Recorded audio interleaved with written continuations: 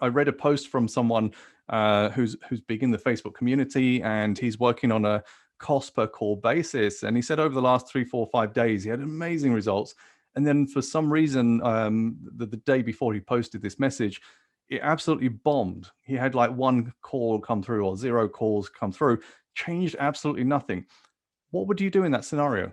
Now, I personally, probably would have had some stop losses in place, but if you react and you react to just one day's worth of data and you discount the fact that the last 5, 6 days were really good, you might actually make a change that is more detrimental, has a bigger negative impact than just doing nothing. Because the thing is, Facebook is not only an auction, so auctions by their very design are unpredictable to an extent, but also it could just be an off day where Facebook may have just made an update to their algorithm, or maybe the user that you're trying to target, there's something like sometimes, for example, there have been occasions. So, for example, Prime Day is a good example. So, Amazon Prime Day in 2020, they've run it in October, a few days. Some people saw amazingly good performance in their e commerce stores without changing anything. Why does that happen? Well, because Prime is such a massive event. Chances are if you're running an e-com store and you're doing 6 or 7 figures, your customers A know who Amazon are, and B, there's a high chance they're probably Amazon customers. So what Amazon is telling their customers is, hey, Prime Day is coming, Prime Day is coming. You should focus your buying attention on these 2 days. It could just be that your user has been primed into that buying mode by Amazon, and you've just managed to capture that sale at the point that Amazon have got people excited for the sale. So that's one side. Then on the other side, other people reacted to the fact that the Prime Day was coming up, and they changed their offers and their messaging to talk about Prime Day. So one of the things that we recommended was to talk about, and actually Amazon came up with this line, which I think was pretty cool, which was buy now, wrap later. So if you're buying now for the holiday period, Christmas, etc., and it's early October, then that's a great hook to get people in to buy. That's not trademarked. So, using Prime Day in your ad, that may probably would get you into trouble. But using that marketing hook to say, hey, buy now, wrap later, is clever, because not only is it a great hook for the message, but Amazon used it, and they used it on their emails, I think, as well as their website. Now, if Amazon are pushing that, and you're pushing your ad in the newsfeed, and you're seeing that your customers are seeing the same message, that's going to get their attention. So that's the way I try and play the market is, yes, I try and analyze Facebook and get my CPMs down, get my conversion up and things like that. But you have to understand the marketplace as well. For anyone that's studied or dabbled in day trading, this was something I did back in 2007. That's very similar to the way I see Facebook working. So with day trading, again, you've got things that are in your control. So which trades you take, how much profit you take or how much loss, looking at the trends and things like that. But actually with day trading, the majority of it is out of your control, because it's based on market news, it's based on what's happening in the economy, and things like that. It's very similar to how Facebook operates. I'm not saying it's the same volatility, but in many cases, when you're running your campaigns and you're seeing good performance and all of a sudden it stops, it might not always be something that's in your control, and it might not always need you to make an instant change to what you're doing. So I think one of the things about this is really understanding the context of what's going on. Then from a numbers point of view, when that performance stops, when you start to see your CPA going up or your return on ad spend is dropping, find out why. And for example, if your cost per 1,000 impressions, your CPM's gone up, and therefore now your campaign's no longer profitable, there are specific steps to go down and analyze your CPM, which I've shared many, many times, on identifying, is it your ads? Is it the audience? Is it your landing page? Is it page speed? There's so many things that can cause CPM problems. Could also be competition on Facebook. Maybe there's more people bidding for your ideal customer, and there's high competition. And there's ways you can analyze that. If, for example, CPM is good, but conversion rate has dropped, sometimes it could be something as simple as a new widget you've landed on your site has caused a negative impact. Could be pixel issues. Because the thing is, don't just rely on Facebook stats when you're looking at performance. Always make sure you have at least 2 or 3 other data sources. So it might be Google Analytics or some other kind of tracking tool. to see what your site conversion is is like at that moment in time. Reminds me about 10 years ago when I was running my affiliate marketing store, my affiliate sites. We were running a tracking tool. It was called Clicky or Get Clicky. I can't remember which one it was. So we had Google Analytics installed, but we were using Clicky because the real-time stats were far better than Google.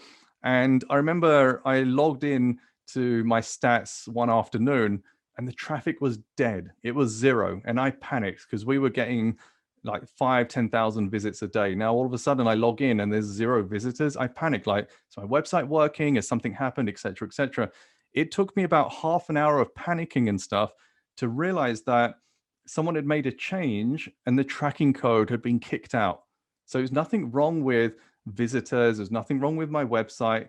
It was literally the tracking code had accidentally been kicked out through Google Tag Manager, I think it was.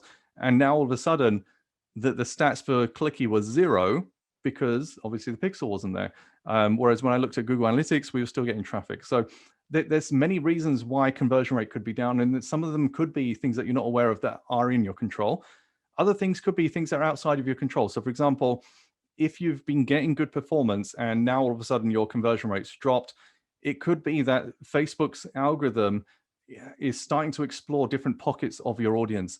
Bear in mind, if you've got an audience of 10 million and you're optimizing for purchase or something like that, you're not necessarily going to reach all 10 million people.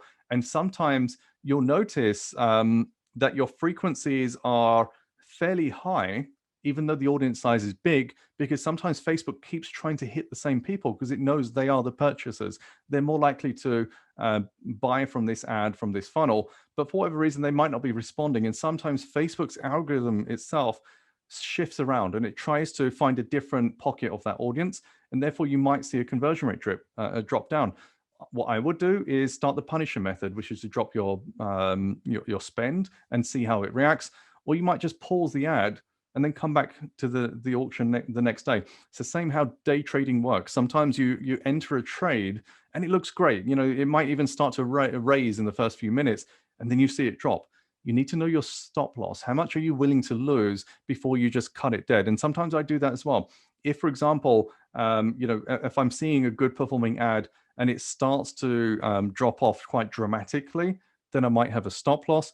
If it's dropping off, but not at a steep level where I'm starting to make deep losses, then I might just let it run because sometimes it will recover later on. Sometimes you get delayed attribution, etc. So the point here is understanding what's happening outside of the world of Facebook, and then understanding how to analyze your stats is really, really important. Going top down, if you're looking at return on ad spend, which of your metrics below that is causing your results not to be where it needs to be? Maybe average order value has dropped. Maybe your cost per acquisition has increased. They're the two main factors. If it's CPA, then it's either conversion rate or cost per click. If it's conversion rate, could be traffic quality, could be something on your site. If it's cost per click, then it's either CPM or CTR. That's as simple as the analysis is. And working down that tree, I know for a fact not enough people understand or implement that. That's the easiest way to find out where the problem is. Then it's the challenge of deciding, what do I do about that? If it's something in my control, then see if that's something you can change. You might decide to write it out. If it's something that's not in your control, like CPM directly, maybe something else, maybe you need to go deeper and find out, is it my audience is saturated? It could even be that your ad has received negative feedback, and go and look at those quality metrics, the engagement scores for how well Facebook is grading your ads against the audience, against the actual creative, and also the landing page itself. Because more often than not, where you are seeing a drop in performance, your ads are no longer performing in the auction. So sometimes it might just need a new creative. Sometimes you just duplicate the same ad and move off into a new ad, but using the same creative as well. So they're the kind of steps I would be going through to figure out why things are not working. There are more dramatic things that you can do to try and bring back performance.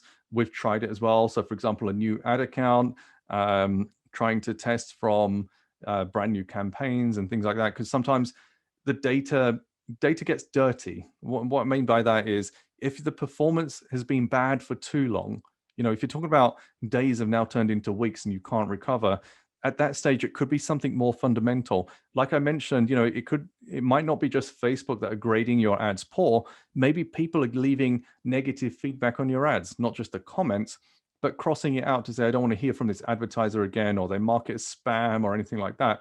That's a huge problem. And I don't think enough people analyze that and kind of understand the impact on what they're doing. For example, in the webinar space and the info product space, that happens a lot. So here's the thing: when you're in ecom and you run an ad, and you're selling a dog brush, or you're selling teeth whitening or something like that, it's not necessarily going to annoy people if they see the ad. So most people just scroll past it. When you're in the info product space and you're selling a new opportunity or a new way to make money, or grow your business and stuff like that, people seem to react more strongly to that when they don't like it. So they're more likely to say something nasty in the comments. They're more likely to hide your ad and mark it as spam. They're more likely to take action. So therefore, when you're in the info product space, your CPMs generally end up getting higher. You get more instability, etc. But then within that, there's also ways to bypass the instability. If I look at the ad accounts we've got right now, the most stable ones are the ones doing just email lead gen. It's far easier to maintain performance on lead gen. Why is that? Because usually the number of steps for that key action is shorter. So usually, if you're using a lead form in Facebook, it's add, click, sign up for the lead, done. If you're using a landing page, add, click, sign up on the lander, and that's done. So the path is shorter, and you're actually feeding back more and more data faster to Facebook. With e-commerce and even with a webinar funnel, the actual path to success is longer. So e-commerce, you may have 3, 4, 5 steps before you hit the purchase. Same with webinar, it actually takes longer as well. And they're all factors which then play out in terms of stability and being able to keep that consistency going as well. And that's not even mentioning Facebook's algorithm changes, which FYI happen probably far more often than you think as well. So it probably sounds doom and gloom. There's so many things to think about. But I think, when you go back to just understanding the basics of this, number one, which of my key metrics is actually no longer performing as it should do? And number two, what do I know about my market, the external markets, marketplace, the environment, the economy? That, for example, if you're not selling in the US and you're seeing some challenges right now, it might not even be anything to do with the elections and the kind of, and bear in mind, the election is not just because there's more advertising spend and things like that. It's also people's behaviors are different. So for example, if you're selling into the US, not only are they planning for holiday season, they don't know what's happening with COVID, they don't know who their president's going to be, they don't know if they should be happy or sad, and there's so many things going on. But if you go look at the European markets, they don't have the same challenges, but there's other things going on there. So you have to understand contextually what's going on as well. So hopefully that helps to give you an idea of kind of the things that I would be looking at in terms of the performance drops and how to go about recovery. And it's not a quick and easy process. There's not one silver bullet that I say, absolutely do this all the time. For those of you who have been through the BPM method, you'll know there are recovery options, and especially in the CPM section about costs and cost optimizations, there's lots of things there. Even when you're running Hotjar polls and you're running those on a regular basis, I often trend those by month and see how the attitudes and feedbacks are changing. For example, even in a given month, we often see that price comes up more often around payday, for example. Other things, it could just be external things that are happening that are stressing people out as well. So hopefully that gives you some explanation of kind of how to go through that recovery process and some of the steps you can take to try and recover as well.